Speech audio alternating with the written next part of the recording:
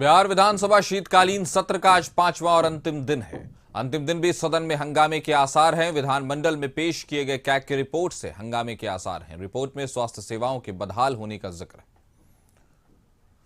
इस खबर पर ज्यादा जानकारी के साथ हमारे सहयोगी प्रीतम हमारे साथ जुड़ गए। प्रीतम, पहले से ही बहुत हंगामा है विधानमंडल में और अब उसके बाद कैग की रिपोर्ट आने से तय है कि सरकार की और स्वास्थ्य सेवा की खासकर पोल खुलकर रह गई बिहार में। क्या कहेंगे आप? जी बिल्कुल बिल्कुल कासिम, आपको याद होगा कि जो कैग जो है वो अपने आप में बहुत बड़ी प्रभावी संस्था है। और आपको याद होगा इसी कैग की रिपोर्ट पे जब पहली बार कैग की रिपोर्ट मनमोहन सिंह के सरकार के कार्यकाल में पेश हुई थी तो वो 2G घोटाला कहलाया था। और भले ही वो घोटाला नहीं हुआ था, लेकिन कैग ने रिपोर्ट जो दी थी उस पर पूरा सियासी बवाल मचा था। अब कैग ने रिपोर्ट सौंपी है, रिपोर्ट को पेश किया गया है विधानमंडल में। और स्वास्थ्य विभाग की एक बड़ी लापरवाही का संकेत, स्वास्थ्य विभाग की एक बड़ी गैर जिम्मेदारी का संकेत इस रिपोर्ट से मिलता है। रिपोर्ट क्या कहती है? रिपोर्ट ये कहती है, जरा मेरी बात पे गौर कीजिएगा काशिफ। रिपोर्ट ये कहती है कि बिहार में 13 करोड़ की आबादी है और इन 13 करोड़ की आबादी के लिए 1,57,000 डॉक्टर्स की जरूरत है। बिहार में कितने डॉक्टर हैं? बिहार में जो एलोपैथिक डॉक्टर हैं उनकी संख्या मात्र 58,000 है, यानी 1 लाख के आसपास अच्छे डॉक्टर की कमी है। जो अनुमंडलीय अस्पताल है उसमें ऑपरेशन थिएटर नहीं है। अगर ऑपरेशन थिएटर है तो वो काम नहीं कर रहा है।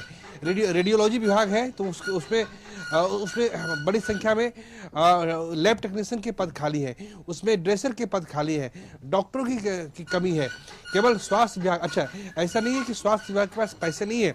पिछले 5 साल में स्वास्थ्य विभाग को बिहार सरकार ने अरबों की राशि आवंटित कराई है, लेकिन खर्च उसमें से 21,000 करोड़ रुपए से ज्यादा का खर्च नहीं हो पाया। रिपोर्ट क्या कहती है?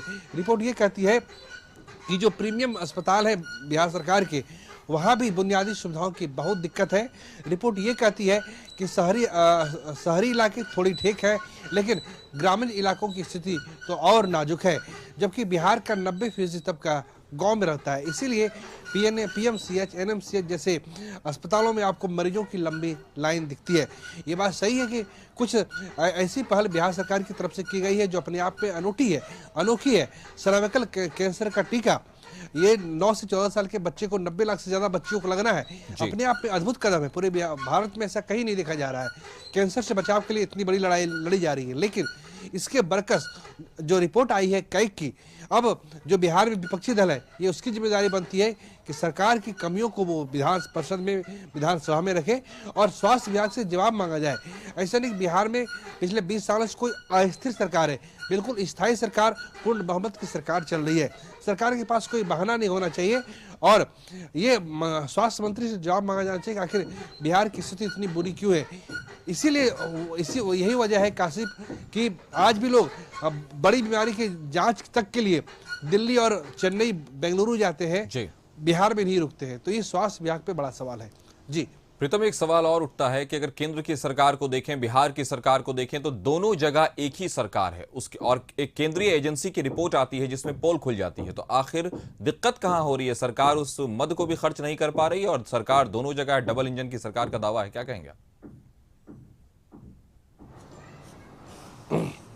हाँ बिल्कुल, डबल इंजन की सरकार तो है। बिहार में 2014 से जब से नरेंद्र मोदी भारत के प्रधानमंत्री बने हैं तो 10.5 साल से डबल इंजन की सरकार है ही।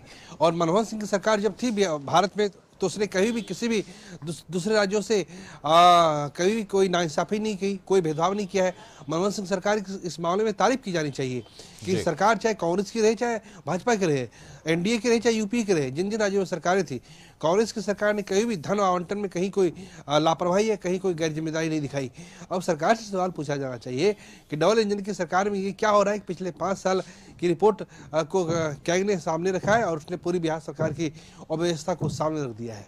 जी, तो पूरे बिहार स्वास्थ्य विभाग की अव्यवस्था और पोल खुलकर सामने रह गई है और कहीं ना कहीं आज विधानसभा में जो 5वां और अंतिम दिन है उसमें हंगामे के पूरे आसार हैं। हमारे साथ जुड़ने के लिए आपका शुक्रिया।